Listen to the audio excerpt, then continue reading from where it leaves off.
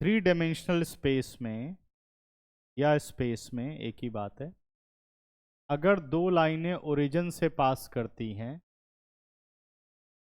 एक ये हो गया, ये जेड एक्सिस हो गई और ये एक्स एक्सिस, ठीक है ना, ये हो गई हमारे पास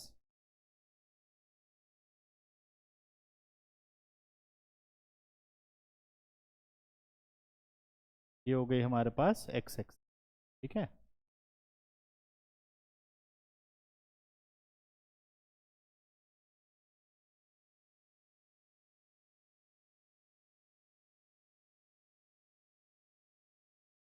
ठीक, तो एक्स वाई और जेड और ये हो गया ओरिजिन। अगर दो लाइनें पास करती हैं बेटा ओरिजिन से, अगर दो लाइनें ओरिजिन से पास करेंगी तो वो इंटरसेक्ट करेंगी। एक लाइन ये हो गई और दूसरी लाइन ये हो गई, इस तरीके से दो लाइनें जा रही हैं, तो इनके बीच में एक एंगल बनेगा, ठीक है, और यही एंगल हमें फाइंड आउट करना है। क्या दोनों लाइन की इक्वेशन आप लिख सकते हो? हमेशा जो कुछ आप करोगे वेक्टर फॉर्म में करोगे, मतलब सारी डेरिवेशन की, जल्दी आ जा, सारी डेरिवेशन किस में होगी? वेक्टर फॉर्म में होगी, ठीक है, फिर उससे कार्टेशियन बनेगी। तो ये हमने बना ली। गुड मॉर्निंग बेटा। हमारे पास हो गई लाइन L1 और लाइन L2, और जब भी बेटा एंगल निकालते हैं इनके बीच में, तो एंगल हमेशा एक्यूट एंगल निकाला जाता है। कौन सा एंगल निकाला जाता है? Acute angle. थीटा मुझे निकालना है, किन दोनों लाइन के बीच में एंगल थीटा है, और ये फाइंड आउट करना है, ठीक है ना।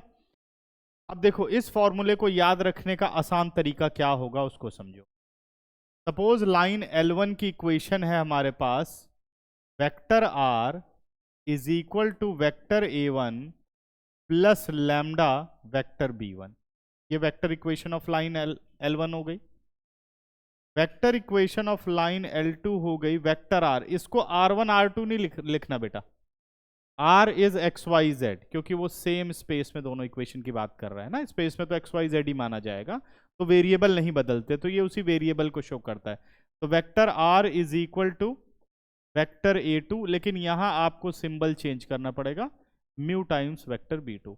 लैम्डा और म्यू ही यूज करना, एम और के भी यूज कर सकते हैं, लेकिन लैम्डा और म्यू एनसीईआरटी में वही यूज, ठीक है ना। बना लिया, ये दो इक्वेशंस है।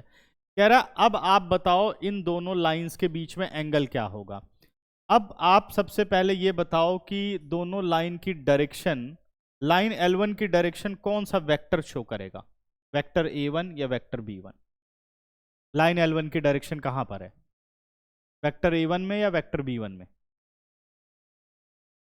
भूल गए कल की क्लास, पिछली क्लास में? A1 करेगा, A1 इज पासिंग पॉइंट। क्या कहता है? Find a equation of a line passes through vector A1, या पॉइंट जो भी देता है उसका हम पोजीशन वेक्टर A लेते हैं, इन डायरेक्शन ऑफ वेक्टर B। तो जो लैम्डा और म्यू के साथ वेक्टर है यही वो डायरेक्शन है, तो डायरेक्शन कहां है? B1 और B2 में है। तो आपको याद रखना है कि जो एंगल वेक्टर B1 और B2 के बीच में बनेगा वही एंगल लाइन के बीच में होगा। जो एंगल वेक्टर B1 और B2 के बीच में बनेगा वही एंगल किसके बीच में बनेगा? लाइन के बीच में बनेगा। तो सिंपल सी बात है कि अगर हमें कॉस थीटा बताना है, एंगल वही रहेगा बेटा, वेक्टर और B1 के बीच में कॉस थीटा क्या हो गया? Vector B1 dot vector B2 upon vector B1 magnitude into vector B2 magnitude. क्या ये वैल्यू निकाल चुके हो आप? कर चुके हैं पहले, दो वेक्टर के बीच में। अब मैग्नीट्यूड क्यों लगाया, मॉड क्यों लगाया? क्योंकि मुझे सिर्फ एक्यूट एंगल ही बताना होगा। समझ में आया? तो कॉस थीटा क्या हो गया? वैसे डॉट प्रोडक्ट के according vector B1 dot B2 क्या हो गया? B1 magnitude B2 magnitude cos theta, B1 magnitude B2 magnitude नीचे आ गया। तो ये फॉर्मूला बन गया इसका, सिंपल है, सही है। अच्छा, अब यही बात अगर कार्टीजियन इक्वेशन में आ जाए, ठीक है ना। नेक्स्ट, मान लो लाइन L1 की इक्वेशन हमारे पास हो गई x minus x1 upon A1, y minus y1 upon B1, z minus z1 upon C1। Line L2 की इक्वेशन हो गई x minus x2 upon A2, y minus y2 upon B2, z minus Z2 upon C2। सही है। अगर मुझे vector B1 लिखना हो इस लाइन L1 को देख करके, तो वेक्टर B1 क्या लिखोगे?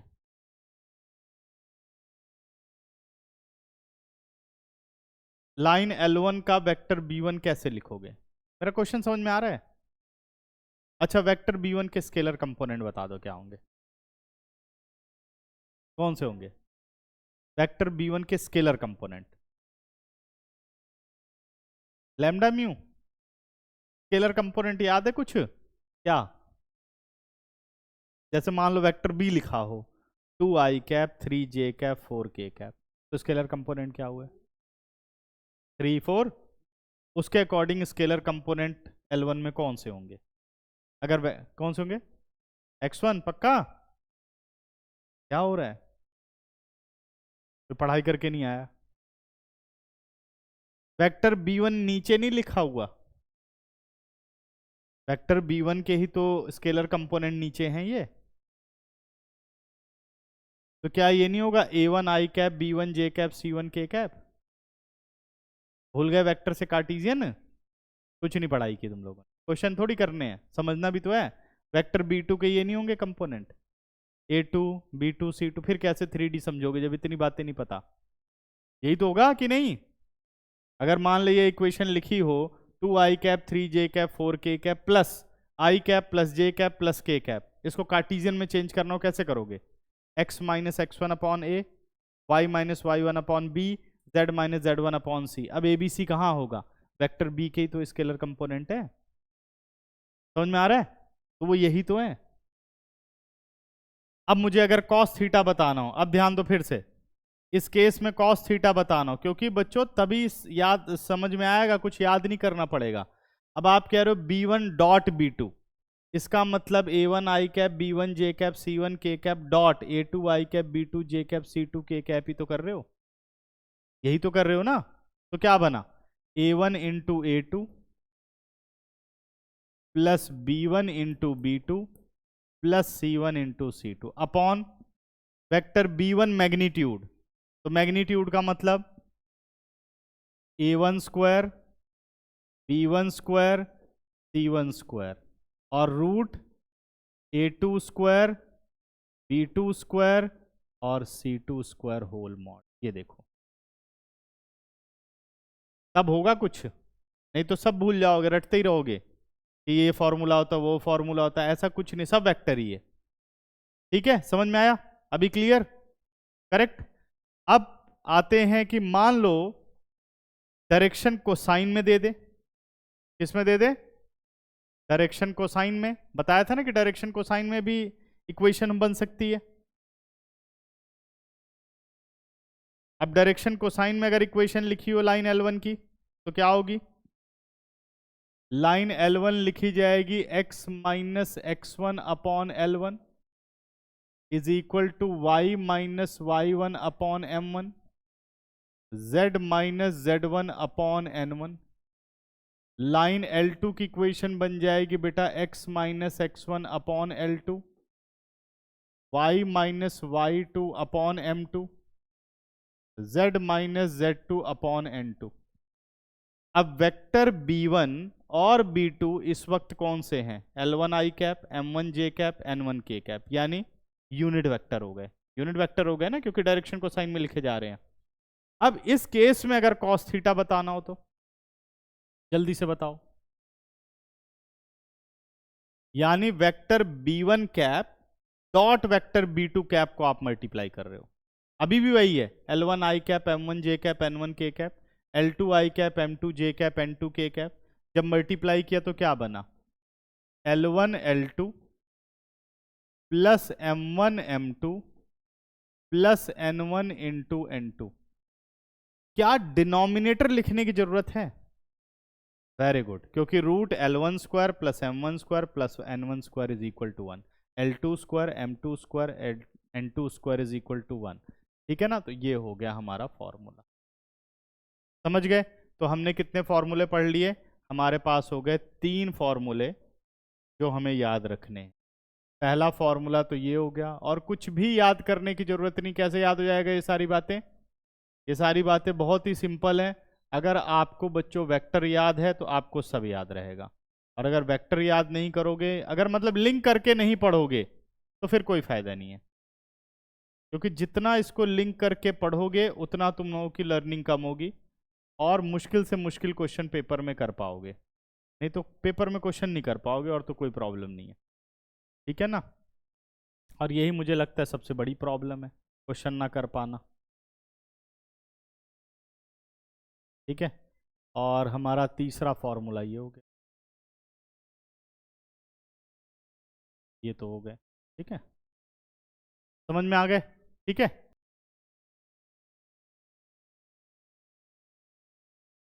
पहली कंडीशन बच्चों,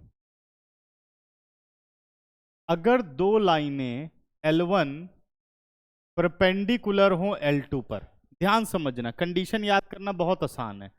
दो लाइनें परपेंडिकुलर हैं, तो दो लाइनें परपेंडिकुलर तब होंगी जब लाइन की डायरेक्शन परपेंडिकुलर होगी, यानी दो वेक्टर परपेंडिकुलर होंगे। समझ गए? तो डायरेक्शन कौन सी है इसकी? वेक्टर b1 और वेक्टर b2। अगर वेक्टर b1 और b2 परपेंडिकुलर हुए तो लाइन परपेंडिकुलर होगी, अदरवाइज लाइन परपेंडिकुलर नहीं होगी। अगर दो लाइनें परपेंडिकुलर होती हैं तो कौन सा रिलेशन ट्रू होता है? या दो वेक्टर परपेंडिकुलर होते हैं तो क्या रिलेशन होता है? जल्दी बताओ। मान लो हाँ, ए डॉट बी जीरो जाता है, शाबाश।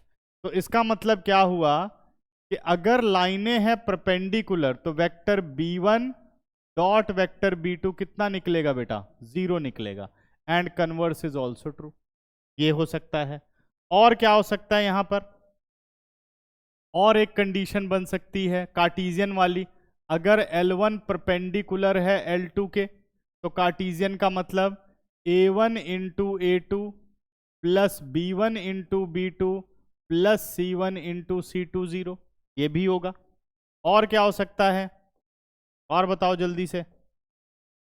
अगर यूनिट वेक्टर की फॉर्म में इक्वेशन है L1 परपेंडिकुलर टू L2, तो हमारे पास हो गया L1 into L2 plus M1 into M2 plus N1 into N2 is equal to 0। And converse is also true. Converse is also true. क्या ये 3 सिचुएशंस होंगी? समझ में आया? ठीक है ना? सेकंड कंडीशन बेटा, ये सब क्वेश्चन में बहुत यूज होंगी। सेकंड, अगर दो लाइनें पैरेलल हैं L1 पैरेलल टू L2, कहने का मतलब क्या हो गया? दो वेक्टर पैरेलल। कौन से दो वेक्टर? b1 और b2 पैरेलल। दो वेक्टर कब पैरेलल होते हैं? हाँ,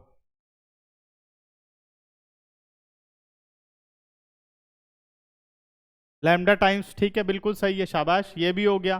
क्रॉस प्रोडक्ट भी जीरो नल वेक्टर होता है, ये भी हो गया। लेकिन इसमें हमें याद रखना है, एक और कंडीशन बताई थी, कुछ याद है? इफ डी आर प्रोपोर्शनल, वो भी होते हैं ना, तो वो ज्यादा हमारे काम आएगा। डायरेक्शन रेशियोज अगर प्रोपोर्शनल होते हैं तब भी वेक्टर्स क्या होते हैं? पैरेलल और कोलिनियर होते हैं। तो यहां लाइन की बात हो रही है।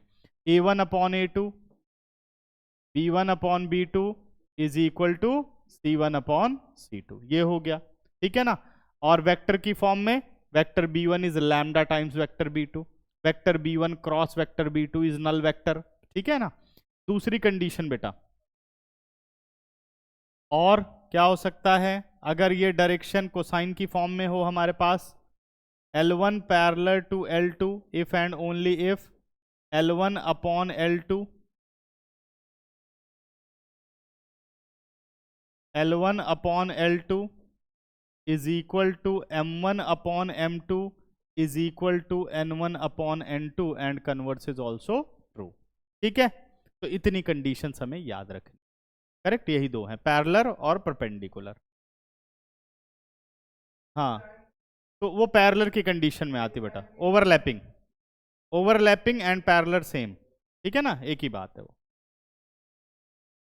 अब आ जाओ एग्जाम्पल नंबर 7 पे आओ बच्चों, example number 7।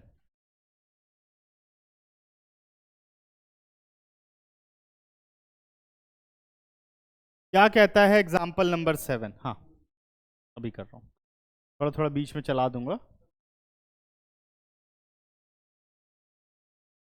Find the angle between the pairs of lines given by. पहली लाइन बेटा, लाइन L1 हमें गिवन है, vector R is equal to 3i cap plus 2j cap minus 4k cap plus lambda times i cap plus 2j i cap plus 2j और plus 2k cap.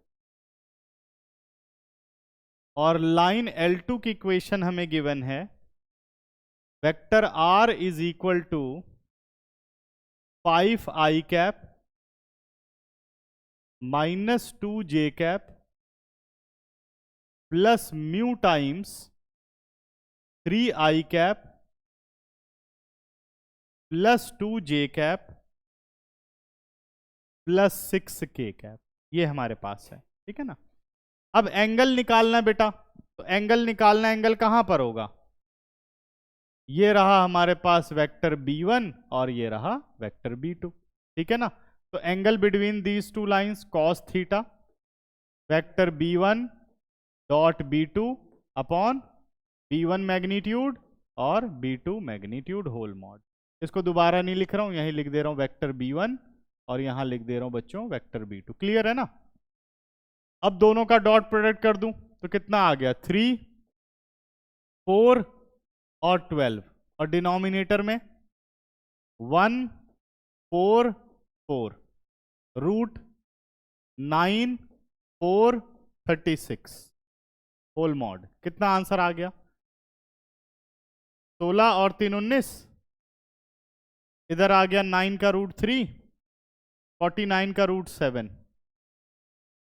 ठीक है ना। This implies cos theta is equal to कितना आ गया, 19/21। This implies theta is equal to 19/21। Solution आ जाएगा। Clear. ऐसे बेटा एग्जांपल 8 दिया हुआ है, find the angle between pair of lines. तो अब आपके पास ध्यान से पहले देख लो कि क्या इक्वेशन स्टैंडर्ड फॉर्म में है। स्टैंडर्ड फॉर्म का मतलब बस एक्स वाई जेड का कोफिशिएंट देखो, वो 1 होना चाहिए। तो यहाँ सब जगह ऊपर भी 1 है, नीचे भी 1 है। अगर ये चेंज हो गया तो पहले उसको ठीक करना पड़ेगा। तो नीचे इसका मतलब डायरेक्शन रेशोज हैं, A1 B1 C1। A1 is 5, A1 is 3, B1 is 5, C1 is 4। Book में देखो बेटा, A2 is 1, B2 is 1 and C2 is 2। तो अब चाहो तो कार्टेशियन वाली लगा लो और चाहो तो वेक्टर चेंज कर लो, वेक्टर B1 लिख लो, वेक्टर B2 लिख लो, फिर फॉर्मूला लगा लो, हो जाएगा। समझ गए? यहां तक सब कुछ क्लियर, कोई डाउट तो नहीं? ठीक है, नोट करो। फिर अब बहुत इंपॉर्टेंट काम करने चल रहे हैं, shortest distance between two lines. ठीक है ना, ये पेपर में पक्का आता ही है, shortest distance between two line. यही लास्ट टॉपिक तुम्हारा बचा है, यही है लास्ट चैप्टर खत्म। ठीक है ना, तो आज इसी को अब हम डिटेल में कंप्लीट करेंगे। हाँ अब खत्म है बस, जल्दी। ठीक है, प्रोबेबिलिटी है 3 क्लास का हो जाएगा। मेन तो क्वालिटी ऑफ क्वेश्चन बहुत ज़्यादा करने हैं, समझा। सिलेबस तो कुछ है ही नहीं अब, मतलब एनसीईआरटी तो पूरी एकदम खत्म हो चुकी है, बट अभी पेपर देखोगे जब हम करेंगे तो क्वेश्चन बहुत अलग अलग आएंगे। अब मान लो 10 क्वेश्चन भी तुम्हें पेपर में नहीं आते, 10 क्वेश्चन नहीं आते, कितनी हालत खराब हो जाएगी। तो ऐसे 10-12 क्वेश्चन जो है डिफरेंट रहेंगे। ठीक है ना, इसकी हाँ केस स्टडी आ सकते, बिल्कुल बिल्कुल, हाँ जी हाँ जी आ सकती है। हाँ ठीक है, चलें आगे। Shortest distance between two lines. चलो जी अगला टॉपिक करते हैं, shortest distance between two lines. याद कर लिया ना सबने नोट?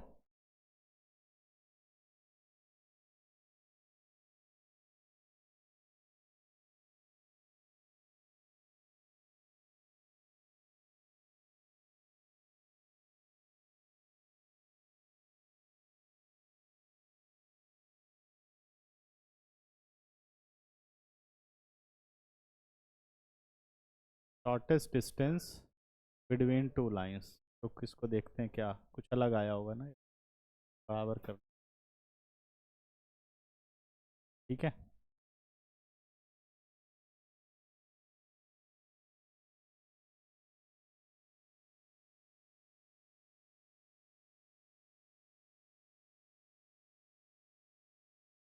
अब इसका कॉन्सेप्ट समझो तुम लोग, बहुत ही अच्छा और इम्पोर्टेंट कॉन्सेप्ट है, shortest distance between two line, ठीक है ना।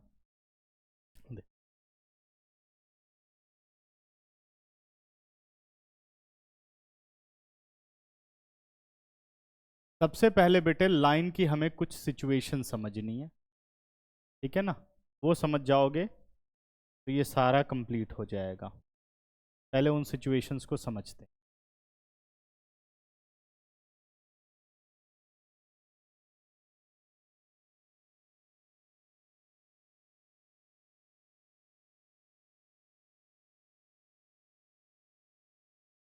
एक स्पेस में लाइन की कितनी सिचुएशंस हो सकती हैं इसको समझते हैं। ये हो गया x, ये हो गया y, और ये हो गया z, ठीक है ना। तो जो कार्टीजियन प्लेन है उसमें लाइन की तीन सिचुएशन है। पहली सिचुएशन क्या है कि लाइंस पैरेलल होती हैं। दूसरी सिचुएशंस लाइन ओवरलैपिंग होती हैं। लिखो अभी कुछ मत बनाओ, ध्यान से पहले इसको समझो, आराम से इसको नोट करना, ठीक है ना। पहले इसकी सिचुएशन समझो क्या बोल रहा है। अगर मैं कार्टीजियन प्लेन लूं यानी 2 डायमेंशन में लूं तो तीन सिचुएशन है। पहली कौन सी, पैरेलल लाइंस, दूसरी ओवरलैपिंग लाइंस, और तीसरी इंटरसेक्टिंग लाइंस, यही है, ठीक है ना। मतलब मोटा मोटी समझे तो दो हैं, या तो लाइनें पैरेलल होती हैं या लाइनें इंटरसेक्ट करती हैं, ठीक है। ओवरलैपिंग तो सेम ही मानी जाती है, ठीक है ना। तो दो होती हैं, लेकिन जो स्पेस है इसमें तीन सिचुएशन होती है। पहली सिचुएशन इसके अंदर है कि लाइन पैरेलल होंगी। दूसरी सिचुएशन है इसके अंदर लाइन क्या होंगी, इंटरसेक्टिंग होंगी। और तीसरी सिचुएशन इसके अंदर होती है नॉन पैरेलल नॉन इंटरसेक्टिंग। ये 2D में कभी नहीं हो सकता है कि एक लाइन ना तो पैरेलल हो ना तो इंटरसेक्ट करे, ऐसा कभी नहीं होगा। 2D में क्या होगा, अगर मान लो हम दिमाग लाएं सर मैंने ये वाली लाइन बना दी, ना तो पैरेलल है ना तो इंटरसेक्टिंग है, लेकिन क्या होगा आगे एक्सटेंड करोगे तो इंटरसेक्ट करेगी, तो इसको क्या कंसीडर करते हो, इंटरसेक्टिंग लाइंस कंसीडर करते हो ना, ठीक है ना। लेकिन यहां ऐसा कुछ अलग हो सकता है। कैसे हो सकता है उसको समझते हैं। तो सबसे पहले हम यही समझेंगे कि नॉन पैरेलल नॉन इंटरसेक्टिंग, या चलो पहले पैरेलल ही समझ लेते हैं, ठीक है। पैरेलल लाइंस की क्या क्या सिचुएशन हो सकती है। यहां पहले कुछ हम पॉइंट्स के नाम डाल देते हैं, A B C D E F और, ठीक है ना। अगर दो, कौन सा, हाँ ये ओरिजिन ले लेते हैं, ठीक है। अगर बेटा आप कोई भी दो लाइन बनाते हो, जैसे मान लो आपने एक एफडी को ज्वाइन कर दिया, किसको ज्वाइन कर दिया, एफडी को ज्वाइन कर दिया, सही है। और एक आपने ज्वाइन कर दिया, मान लो हमने ज्वाइन कर दिया एसी को, तो क्या ये दो लाइनें पैरेलल होंगी, सही है। क्या ये दो लाइनें पैरेलल होंगी, पहली सिचुएशन है। दूसरा, अगर बीच में कहीं आप ज्वाइन कर दो, जैसे मान लो एक आपने ज्वाइन कर दिया,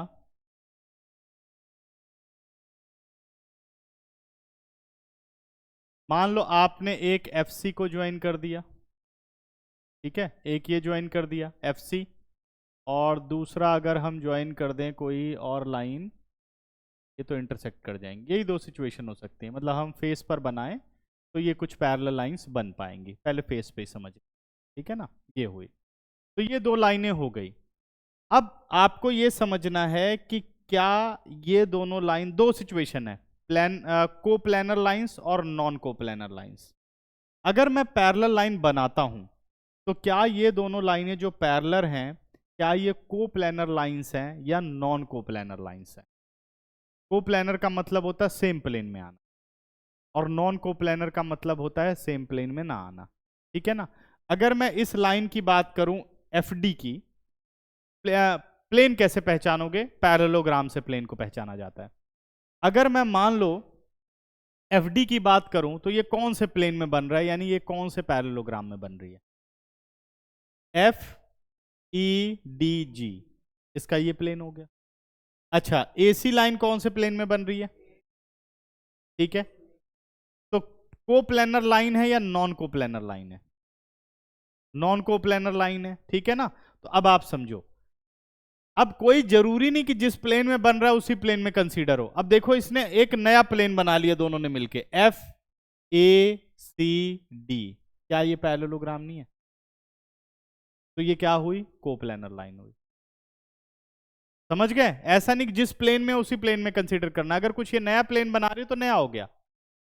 ठीक है, अब मान लो स्पेस में कहीं पर भी दो लाइनें ऐसे पैरेलल कर दो, ये तो मैंने खैर डायगोनल मिलाए हैं, ऐसे ही पैरेलल कर दो ये दो लाइनें, तो ये दोनों लाइनें क्या कर रही हैं? एक नया प्लेन खुद का बना रही हैं यहां पर, तो क्या कहलाएंगी? ये कोप्लेनर लाइंस। ऐसे मान लो दो लाइनें बना दो, तब भी ये क्या कहलाएंगी? ये कोप्लेनर लाइन। अब समझ में आ रहा है? तो वो सारी सिचुएशन बनाऊंगा तो बहुत कंफ्यूजन हो जाएगी, वैसे सिचुएशन तुम लोग समझ गए। तो अब यहां पर याद रखना है, all parallel lines are coplanar lines. क्या है? All parallel lines are coplanar lines. ठीक है, ऑल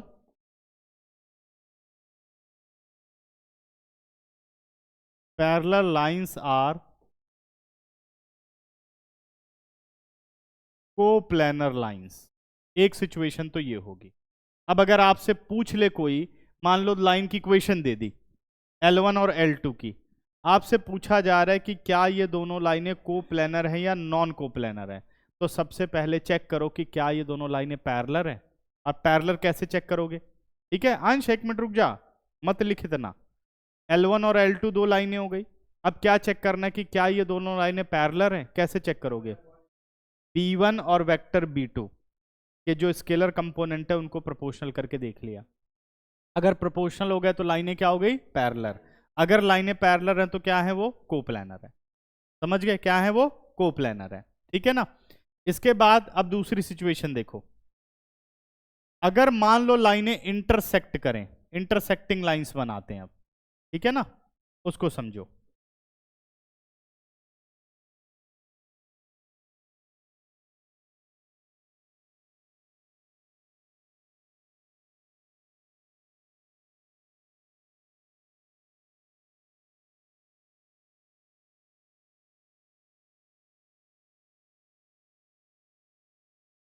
एक्स, जेड और ये वाई, ठीक है ना।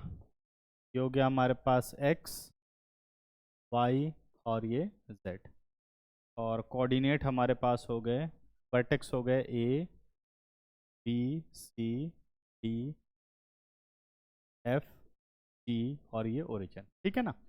अब मान लो दो लाइनें इंटरसेक्ट करती हैं, दो लाइनें इंटरसेक्ट करती हैं। सपोज एक लाइन हमने बना ली ई से बी, ये बना दी हमने, ठीक है, समझ गए। और दूसरी लाइन हमने बना दी, एक ई से बी बना दी, और एक लाइन बना देता हूं एफ से डी, ये देखो बना दी, सही बनाई है। अब क्या ये दोनों लाइनें कोप्लेनर है? अब ये स्पेस में है, ध्यान से समझो, ऐसे बनाइए, यहां से एक लाइन ले जाके उधर काटिए और यहां से एक लाइन ले जाके उधर काटिए। अब बताओ जरा, क्या ये कोप्लेनर है? ध्यान से समझो, अगर हम देखें इसको तो F और B को अगर मिला दो और E और C को मिला दो, बच्चों क्या एक नया पैरेललोग्राम बना? कौन सा बना? BCEF बन गया ना। अब तो ये एक प्लेन में आ गई। तो all intersecting lines are always coplanar, all parallel lines are coplanar, all intersecting lines are coplanar. ठीक है, तो अब अगली कंडीशन क्या है? All intersecting lines are coplanar lines, all intersecting lines are coplanar. समझ में आ रहा है? All intersecting lines are coplanar line.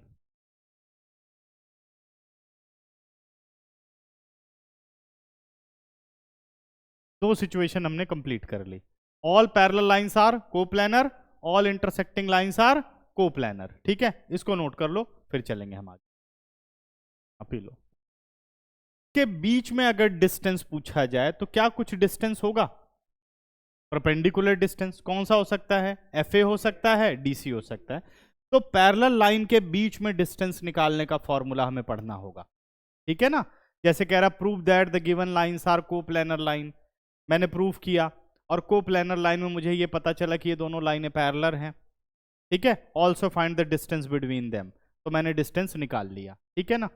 इसके बाद अभी हाँ, इसमें डिस्टेंस होगा 0। Very good. अगर मान लो ये कहता है कि भाई लाइन निकालो, हमें पता चला कि ये दोनों लाइनें कौन सी है, इंटरसेक्टिंग लाइंस हैं। अभी पता करेंगे कि लाइनें कब इंटरसेक्टिंग होती हैं। ठीक है ना? तो मान लो इंटरसेक्टिंग हो गई लाइन और हमसे पूछा जा रहा है कि what is the shortest distance between them, तो डिस्टेंस कितना हुआ? 0 डिस्टेंस हो गया। समझ में आ गया?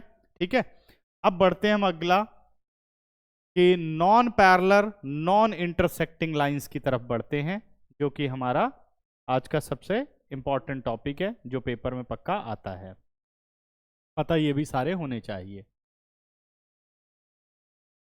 अब हम बात कर रहे हैं non parallel non intersecting lines की। ठीक है ना?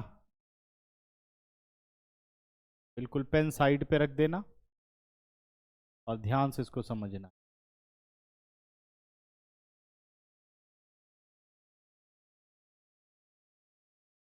ये हमारे पास हो गया x, y, z और कोऑर्डिनेट्स हो गए, वर्टेक्स हो गए a, b, c, d, e, f, g और ये ओरिजिन। ठीक है बेटा, देखिए अब हम क्या कर रहे हैं कि एक लाइन तो हम बना रहे हैं E से B। एक लाइन कौन सी बना रहे हैं? E से B को हम ज्वाइन कर रहे हैं। जरा सोच के देखो, मैं लाइन ये बना रहा हूं, यहां से उसको सामने वाले को ज्वाइन कर रहा हूं, कर दिया ज्वाइन, यहां से सामने वाले को ज्वाइन कर दिया। उसके बाद दूसरी लाइन मैं बना रहा हूं,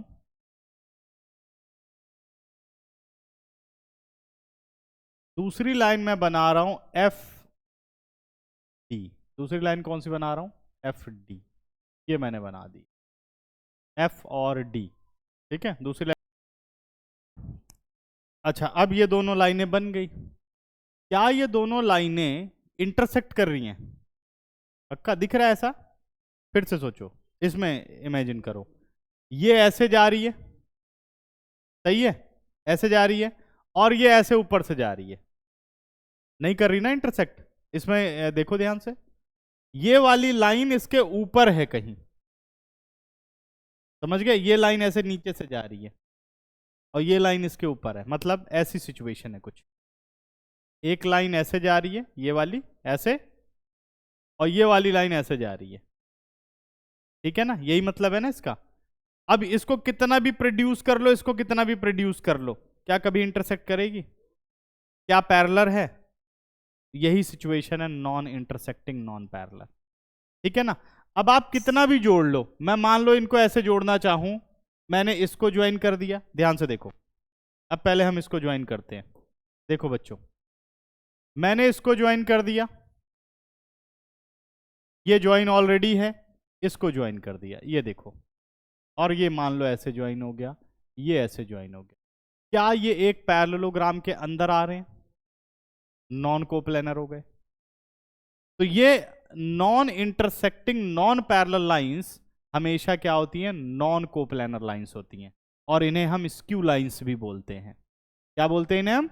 स्क्यू लाइंस। और नॉन पैरेलल और नॉन इंटरसेक्टिंग लाइंस का मतलब है नॉन कोप्लेनर लाइंस। ठीक है, कैसे बनती है समझ में आ गया? अब इन्हीं के बीच में हमें शॉर्टेस्ट डिस्टेंस निकालना होता है, इन्हीं के बीच में शॉर्टेस्ट डिस्टेंस निकालना होता है। तो वो डिस्टेंस कहां पर होगा? ये वाले पॉइंट से नीचे जाना है, ओ से किधर? यानी अगर मैं इस लाइन की बात करूं, ये दोनों लाइनें मान लो हो गई अपने पास ऐसे, तो शॉर्टेस्ट डिस्टेंस कहां होगा? यहां पर होगा। सही है कि यहां पर एक पॉइंट लिया, यहां से परपेंडिकुलर इस पे बनाया, तो वो जो शॉर्टेस्ट डिस्टेंस वाली लाइन होगी वो क्या होगी? दोनों पर परपेंडिकुलर होगी। दोनों पे क्या होगी? परपेंडिकुलर होगी। ये भी ध्यान रखना है, ठीक है ना? समझ गए? तो lines which are non parallel non intersecting, lines which are non parallel non intersecting, lines which are non-parallel and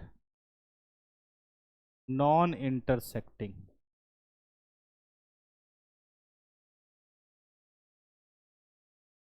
are known as non-coplanar lines.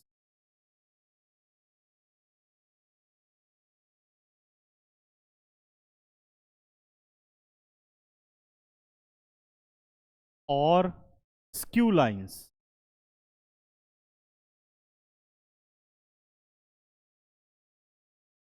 और जो शॉर्टेस्ट डिस्टेंस निकलता है वो इन्हीं लाइंस के बीच में निकलता है। जो शॉर्टेस्ट डिस्टेंस निकलता है वो इन्हीं लाइंस के बीच में निकलता है। तो कहेगा find the shortest distance between skew lines, find the shortest distance between non coplanar lines, और find the shortest distance between the lines. ठीक है ना? समझ गए? तो जब ये लिखता है कि find the distance between the lines, मान लो शॉर्टेस्ट टर्म ना यूज करे, तो सबसे पहले चेक करो कि क्या वो लाइनें पैरेलल तो नहीं है। अगर पैरेलल तो फॉर्मूला चेंज हो जाएगा, और इंटरसेक्टिंग है तो फॉर्मूला अलग होगा। ठीक है? बाकी मतलब इंटरसेक्ट नहीं, sorry, non intersecting non parallel है तो फॉर्मूला अलग होगा। इंटरसेक्टिंग है तो अपने आप वो जीरो निकल के आएगा। अभी बताता हूं कैसे। मान लो लाइन L1 की इक्वेशन है, और वेक्टर फॉर्म में याद रखनी बेटा, लाइन L1 की इक्वेशन है vector R is equal to vector A1 plus lambda times vector B1, और लाइन L2 की इक्वेशन है vector R is equal to vector A2 plus mu times vector B2। ठीक है? डेरिवेशन भी है इसकी, लेकिन जरूरत नहीं है। तो अब इन दोनों लाइन के बीच में मुझे डिस्टेंस निकालना है। इसको ऐसे समझो कि एक लाइन जो है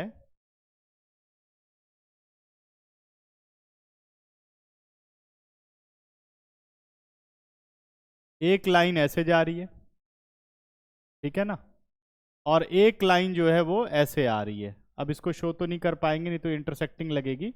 एक लाइन को हम ऐसे कर लेते हैं, ये समझो कि पीछे की तरफ जा रही है, कुछ ऐसे। ठीक है ना? ऐसे कर लेते हैं। एक लाइन जो है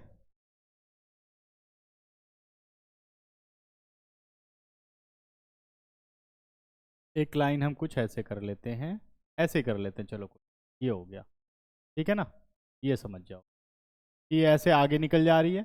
अब अगर हम शॉर्टेस्ट डिस्टेंस की बात करें इनके बीच में, तो वो शॉर्टेस्ट डिस्टेंस मान लो ये वाला हो गया ऐसे। ठीक है ना? तो ये जो डिस्टेंस होगा ये परपेंडिकुलर होगा लाइन L1 पर भी और लाइन L2 पर भी। समझ में आ रहा है ना? ये लाइन समझ लो कुछ ऐसे है और ये लाइन ऐसे है। ठीक है ना? बाकी सब कुछ क्लियरिटी यहां पे ज्यादा है। ठीक? करेक्ट? तो यही बेटा डिस्टेंस हमें D निकालना है। तो डिस्टेंस D का फॉर्मूला हमारे पास हो गया vector A2 minus vector B1 dot, sorry, vector A2 minus A1 dot vector B1 cross vector B2 upon vector B1 cross vector B2 magnitude whole mod. ये सीधा याद रखना है। Vector A2 minus A1 dot B1 cross B2 upon B1 cross B2 magnitude. कर लोगे? समझ में आ गया? अब पहले एक क्वेश्चन देखते हैं, फिर पैरेलल लाइंस वाला आप लोगों को समझाता हूं। और कार्टीजियन वाली याद रख, इसमें मिस प्रिंट है, पेज नंबर 387 पे लिख रहा है B1 cross B2 dot A2 cross A1। A2 minus A1 है। ठीक है, अब डॉट प्रोडक्ट चाहे पहले लिख लो चाहे बाद में लिख लो, कोई फर्क नहीं पड़ता। ठीक है ना, समझ में आ गया। यहाँ परफेक्ट फॉर्मूला दिया हुआ है पेज नंबर 388 पर एग्जाम्पल नंबर 9 में। ठीक है, चलो एग्जाम्पल नंबर 9 नोट हो चुका है। अब आ जाओ एग्जाम्पल नंबर 9 पर।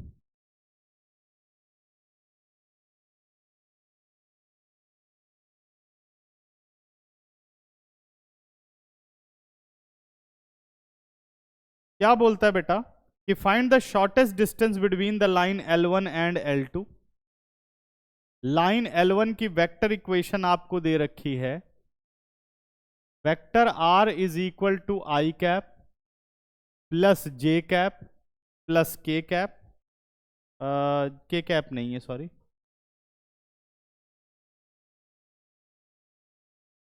Plus lambda times 2i cap minus j cap और plus k cap. Line L2 की इक्वेशन दे रखी है हमें,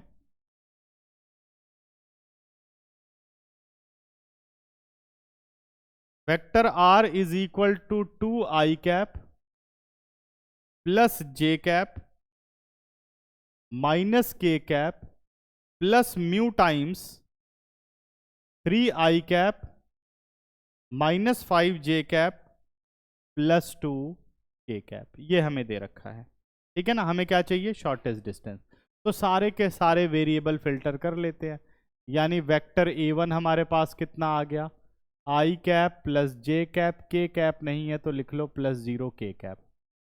वेक्टर A2 की बात करें कितना आ गया बच्चों, 2i cap plus j cap minus के कैप। वेक्टर B1 की बात करें तो वो है 2i cap minus j cap plus k cap, मतलब इसको पार्ट्स में ही निकालना एक एक चीज।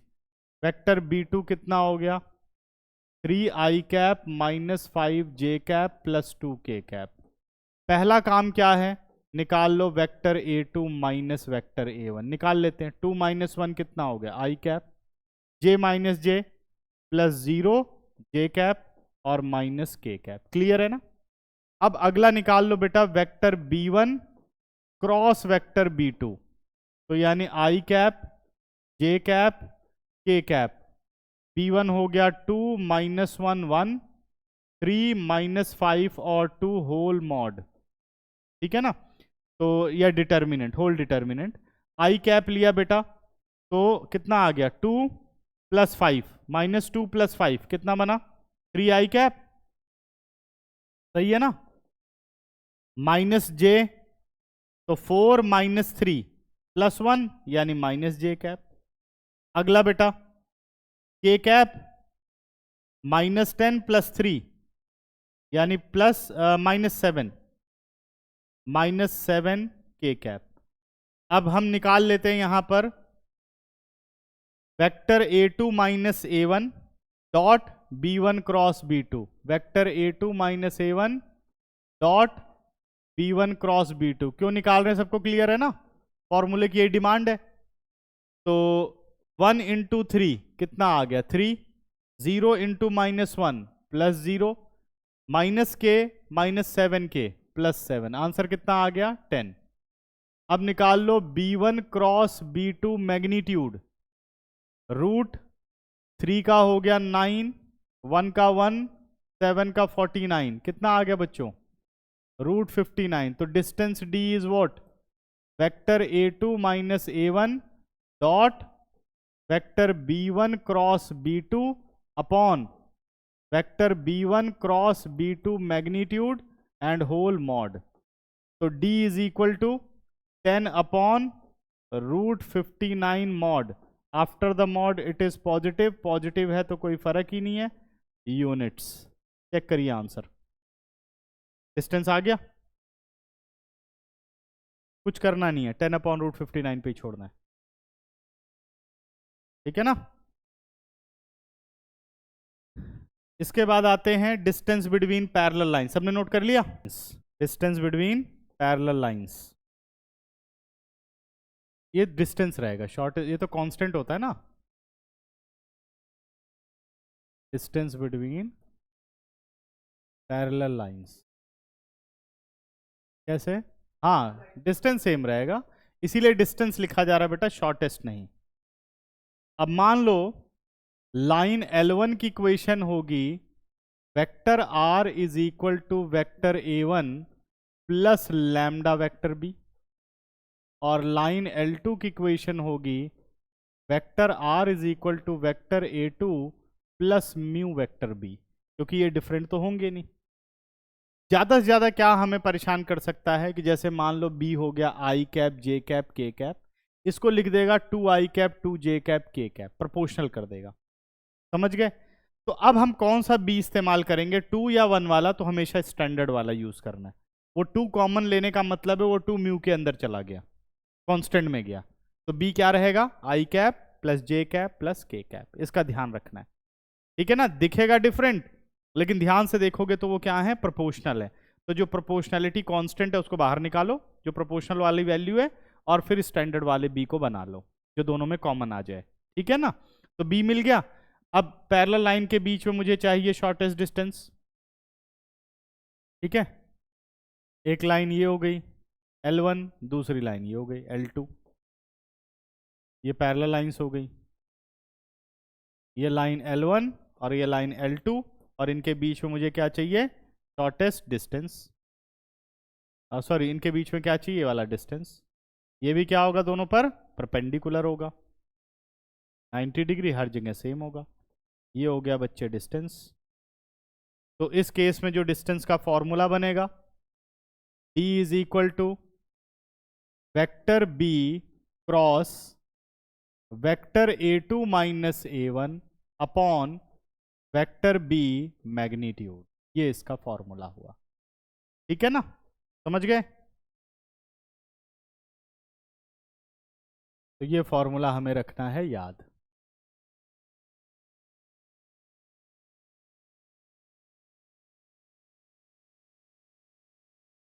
चलो अब इस पे एक क्वेश्चन कर लेते हैं। एग्जाम्पल नंबर 10, 9 हो चुका है ना?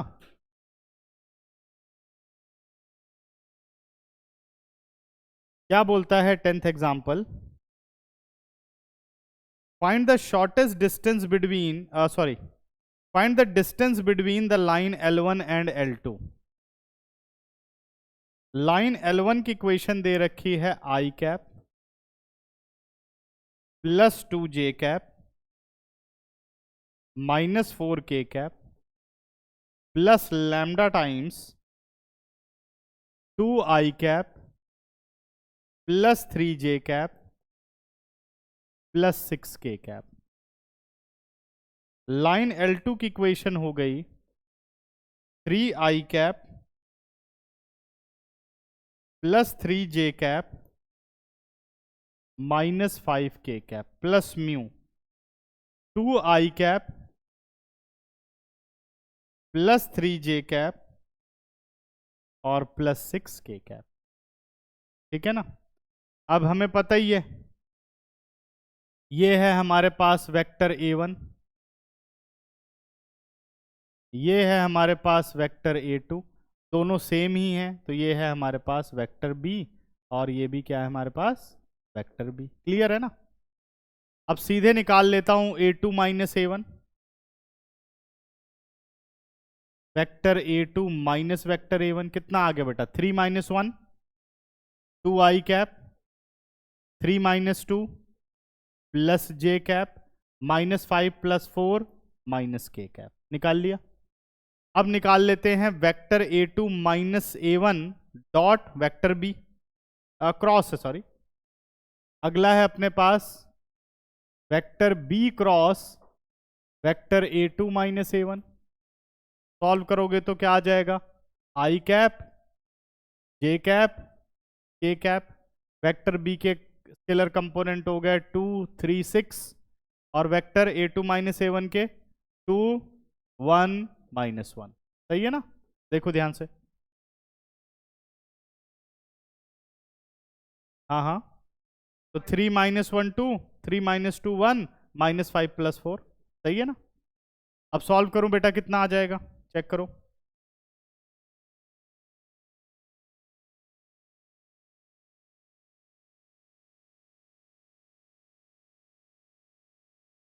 ये हो गया हमारा आई कैप से -3 -6 -9 आई कैप, जे कैप गया बेटा -2 -12, कितना हो गया +14 जे कैप, और के कैप की बात करूं तो 2 -6, सही है, ये आ गया।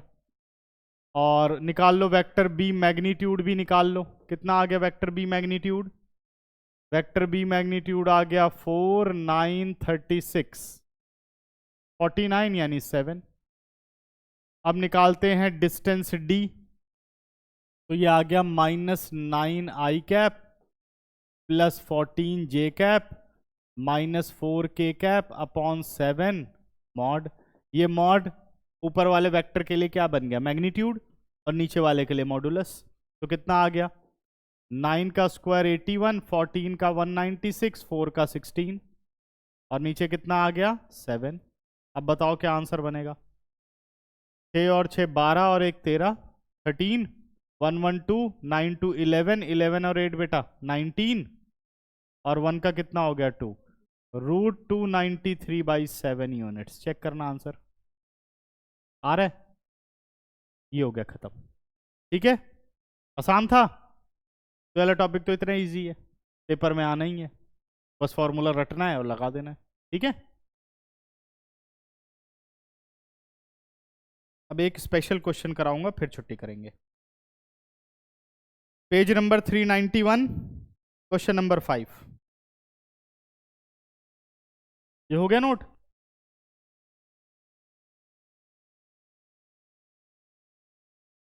क्योंकि तुम लोग सारे कर सको अब, क्योंकि ये थोड़ा सा दिमाग लगाने का क्वेश्चन है, ये डिफरेंट टाइप है। क्या बोल रहा है कि find the vector equation of a line passing through this point and perpendicular to 2 lines. हमेशा बच्चों याद रखना है कि आपको रफ फिगर जरूर बनानी है। मैं हमेशा कहता हूं कि रफ फिगर आपको जरूर बनानी चाहिए। कह रहा आपको एक लाइन की इक्वेशन निकालनी है, मैंने रफ फिगर बना दी, एक लाइन ये हो गई, मान लो एक लाइन ये हो गई, ठीक है, ये 2 लाइनें हो गई हमारे पास। कह रहा find the vector equation of a line which is perpendicular to these 2 line, find the vector equation. अगर वो ये भी कहता ना find the cartesian equation of the line, तब भी पूरा क्वेश्चन वेक्टर में ही करो, लास्ट में से कार्टेशियन में चेंज करो, वेक्टर में करना इजी रहेगा। ठीक है ना, या कार्टेशियन में करो, हाँ कार्टेशियन में करते हैं, बल्कि वेक्टर में नहीं कार्टेशियन में करते हैं, वो ज्यादा आसान हो जाएगा। कार्टेशियन में करो और फिर वेक्टर में चेंज करो, वो ठीक रहेगा। ठीक है ना, वेक्टर में डिफिकल्ट हो जाएगा। उल्टा बोल दिया मैंने, रुक जाओ। कह रहा एक लाइन की इक्वेशन निकालनी है जो इन दोनों लाइन पर तो परपेंडिकुलर है, सही है, मान लिया भाई परपेंडिकुलर है इन दोनों लाइन पर, और ये पास करती है एक पॉइंट से। लाइन का पासिंग पॉइंट बता दो क्या होगा, पासिंग पॉइंट है 1 2 -4, 1 2 -4, सही है।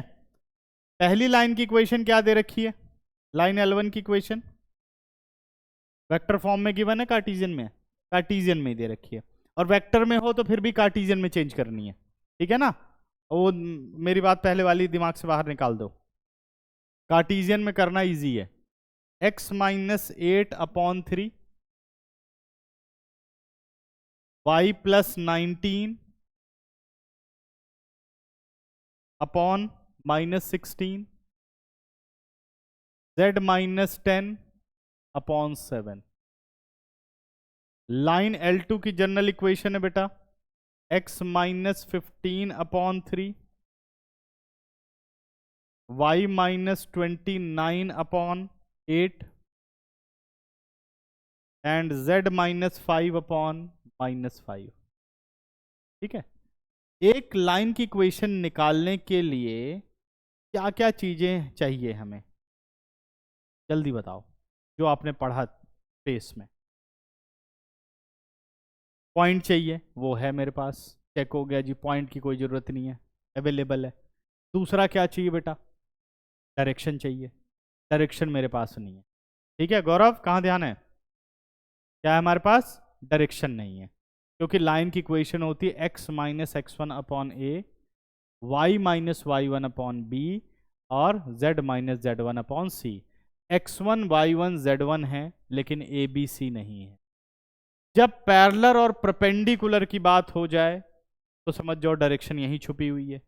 पैरेलल परपेंडिकुलर में रिलेशन है ना लाइंस में, अगर दो लाइनें परपेंडिकुलर हैं तो डी आर्स के प्रोडक्ट का सम 0, दो लाइनें पैरेलल हैं तो D Rs of lines are proportional.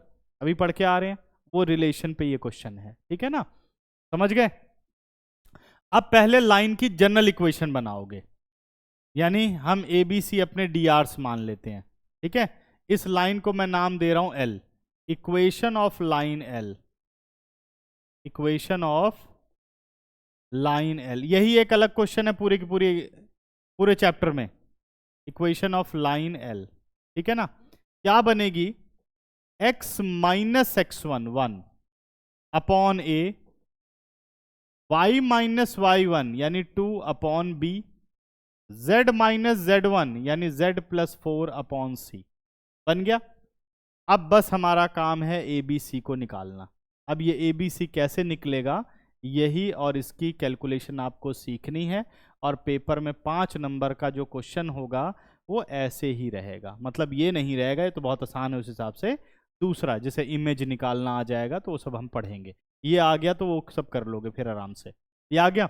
अच्छा अब देखो, because line L perpendicular to, because line L perpendicular to L1, because L is perpendicular to L1, तो इससे क्या रिजल्ट मिलेगा पहले इसको समझ लेते हैं। Therefore, पहले लाइन L1 को देख लो क्या स्टैंडर्ड फॉर्म में है, एक्स वाई जेड के कोफिशिएंट 1 है, या इसका मतलब नीचे डायरेक्शन रेशियोज है। तो डी आर्स के प्रोडक्ट का सम क्या होता है 0, ये रहा आपका A1 B1 C1, ये रहा आपका A2 B2 C2, यही होगा ना। तो क्या बनेगी equation, 3A minus 16B plus 7C is equal to 0, equation number 2। ये बनानी सबको आ गई, कैसे बनी है, कोई डाउट तो नहीं, क्लियर है। देखो अगर दो लाइनें बेटा परपेंडिकुलर होती हैं तो डी आर्स के प्रोडक्ट यानी A1 A2 plus B1 B2 plus C1 C2 0 होता है। तो ये रहा आपका A1 B1 C1 A2 B2 C2, product का सम 0, एक इक्वेशन बना ली। दूसरा, अब बिकॉज लाइन L1 या line L perpendicular to L2, तो क्या कंडीशन आएगी, फिर से लाइन L2 को देखो क्या स्टैंडर्ड फॉर्म में है, एक्स वाई जेड के कोफिशिएंट 1, नीचे इसका मतलब डी आर्स है, तो फिर डी आर्स के प्रोडक्ट का सम 0, इधर भी क्या बना 3A plus 8B minus 5C is equal to 0, ये थर्ड इक्वेशन आ गई। अब इसे सॉल्व करने की टेक्निक सीखनी है, सही है। वेरिएबल है 3 ABC, इक्वेशन है 2, ठीक है। तो कैसे सॉल्व करते हैं ये चीज देखो, इसको सॉल्व करने का तरीका होता है A अपॉन B अपॉन और C अपॉन लिख लेते हैं, और ये मेथड अप्लाई करने से पहले ये बिल्कुल क्लियर होना चाहिए कि राइट साइड पे 0 ही रहना चाहिए, ठीक है ना। तो वो तो होगा ही, खैर इसमें ये कर लिया हमने। अब क्या करना है, जब आप लोगे A अपॉन तो A के कोफिशिएंट हटा दो, आगे से डिटर्मिनेंट बनाओ ऑर्डर 2 का, कैसे बनेगा, -16 8 7 -5 होल डिटर्मिनेंट। अब B अपॉन, तो B के कोफिशिएंट आपको नहीं लेने, आ जाओ आगे C, यानी 7 -5 और घूम करके फिर आ जाओ A 3 3। जब C अपॉन लोगे तो C हटा करके आगे से कितना हो गया 3 3 -16 और 8। क्या सबको समझ में आ गया कैसे मूव करना है हमें, इस तरीके से। A अपॉन तो A के कोफिशिएंट छोड़ दो, आगे के ले लो, ऑर्डर 2 का डिटर्मिनेंट। B अपॉन तो B को छोड़ के आगे C और A, और फिर C अपॉन तो C को छोड़ दो, पूरा घूम के आ जाओ A और B। अब इस डिटर्मिनेंट को सॉल्व करो, कैसे सॉल्व होगा, A अपॉन 80 -56, B अपॉन बेटा 21 + 15, और C अपॉन 24 + 48। क्लियर है? इसे और सॉल्व करो। a अपॉन कितना आ गया 4 और 224 आएगा ना, b अपॉन 36 और c अपॉन 72। अच्छा, क्या ये सारे सिंप्लीफाई हो रहे हैं? 12 से सारा कट रहा है तो और सिंप्लीफाई कर दो इसको, नहीं होता तो कोई बात नहीं। 12 2 जा, 12 3 जा और 12 6 जा। तीनों प्रोपोर्शनैलिटी हो गई। जब ये तीनों प्रोपोर्शनैलिटी हो गई,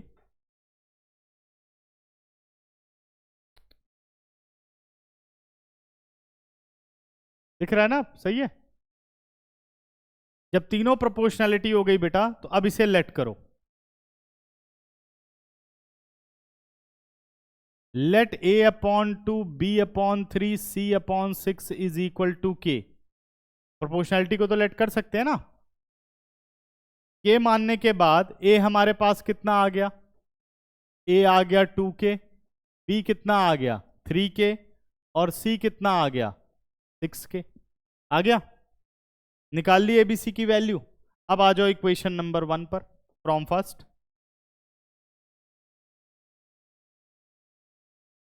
फर्स्ट इक्वेशन है x माइनस 1 अपॉन a यानी 2 इंटू के, y माइनस 2 अपॉन b यानी 3k, z माइनस 4 यानी z प्लस 4 अपॉन c यानी 6k।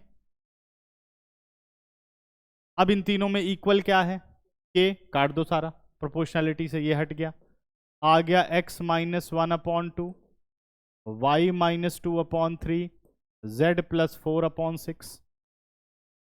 क्या ये कार्टेशियन इक्वेशन आ गई लाइन की? अब इसने लेकिन हमसे पूछी है वेक्टर इक्वेशन, तो वेक्टर इक्वेशन के लिए क्या करोगे? क्या सब कुछ पता है आपको? वेक्टर a1 और वेक्टर a और वेक्टर b दोनों पता है? इस लाइन को देख करके बता सकते हो a कहाँ छुपा है? 1 2 -4 और b कहाँ पर है? 2 3 6। तो वेक्टर इक्वेशन क्या बन गई बेटा? Vector r is equal to i cap plus 2j cap minus 4k cap plus lambda times 2i 3j और प्लस 6k। ये आ गई वेक्टर इक्वेशन। चेक करो आंसर। ठीक है, तो ये डिफरेंट क्वेश्चन था।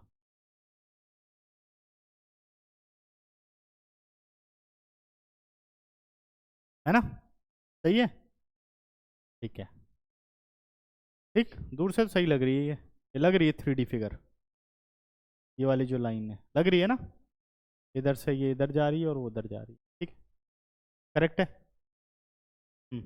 वेक्टर इक्वेशन ये रही, ए के कंपोनेंट्स -1 2 -4, -1 नहीं x माइनस x1 होता है, तो यानी x1 कितना हो गया 1, y माइनस y1 यानी 2 हो गया, z माइनस z1 -4। वो तो यहाँ भी दिख रहा है बेटे 1 2 -4 पासिंग पॉइंट, नीचे DRs होते हैं। ठीक है, समझ में आया? तो अब ये पूरा कंप्लीट कर ले। अब कुछ भी डिफिकल्ट नहीं है, जो एक डिफरेंट क्वेश्चन था वो हमने कर लिया है। हाँ, अब पूरा शाम को नहीं है, अब मौज करो आज शाम को। ठीक है।